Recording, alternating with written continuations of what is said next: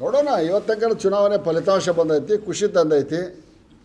ಬಹುತೇಕ ನರೇಂದ್ರ ಮೋದಿಯವರ ನೇತೃತ್ವದೊಳಗೆ ತೆಗೆದುಕೊಂಡಂಥ ನಿರ್ಣಯಗಳು ವಿಫಲ ಆಗೋದಿಲ್ಲ ಅನ್ನುವಂಥ ಒಂದು ಭಾವನೆ ದೇಶದ ಎಲ್ಲ ಜನರಂತೆ ಕೈತಿ. ಅದಕ್ಕೇನು ಹುಡುಕ್ತಾರ ದಾರಿ ಹುಡುಕ್ರಿ, ನೋಡೋಣ. ಹಾಂ, ಇಲ್ಲಿ 136 ಮಂದಿ ಬಂದ್ರಲ್ಲ, ಅವಾಗ ಹೆಂಗೆ ಗೆದ್ರು?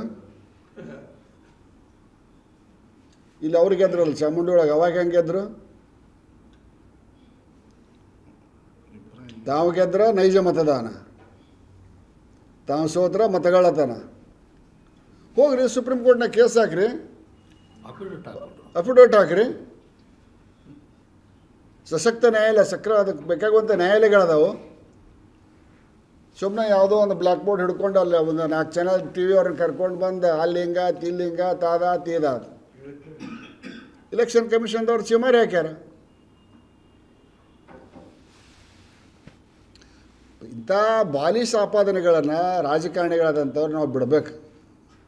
ಜನ ಕೇಳ್ತಾರಂತ ಹೇಳಬಾರ್ದು. ಜನ ಕೇಳಿದವರು ಹೊಳ್ಳಿ ಹೋಗುವಾಗ ದೊಡ್ಡ ಪಂಡಿತ ಹೇಳಕತ್ತಾರಂತ ಮನಸ್ಸಿನಾಗ ಅಂದ್ಕೊಂಡು ಹೋಗ್ತಾರೆ. ಯಾವ ಸಣ್ಣ ಹುಡುಗನೂ ಕೇಳೋದಿಲ್ಲ, ಈಗ ಸಣ್ಣ ಹುಡುಗನೂ ಕೇಳೋದಿಲ್ಲ. ಕಾನೂನು ಸುವ್ಯವಸ್ಥೆ ಬಗ್ಗೆ ಮಾನ್ಯ ಮುಖ್ಯಮಂತ್ರಿಗಳು ತೀವ್ರವಾದ ಗಮನವನ್ನು ಹರಿಸ್ಬೇಕು.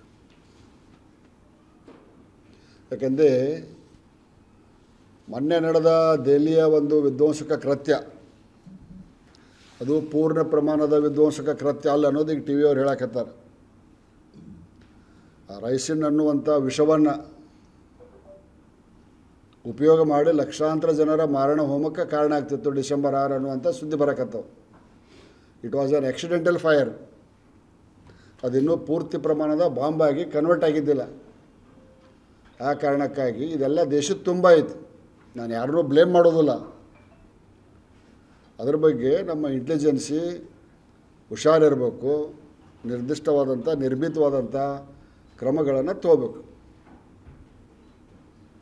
ಈ ರೈಸಿನ್ ಅನ್ನುವಂಥ ವಿಷಯ ಎಲ್ಲರೂ ಒಂದು ಕುಡಿಯುವ ನೀರಿನ ಪೈಪ್ಲೈನಿಗೆ ಜೋಡಿಸಿದ್ರೆ ಏನಾಕೈತಿ? ಎಲ್ಲ ರಾಜಕಾರಣಿಗಳು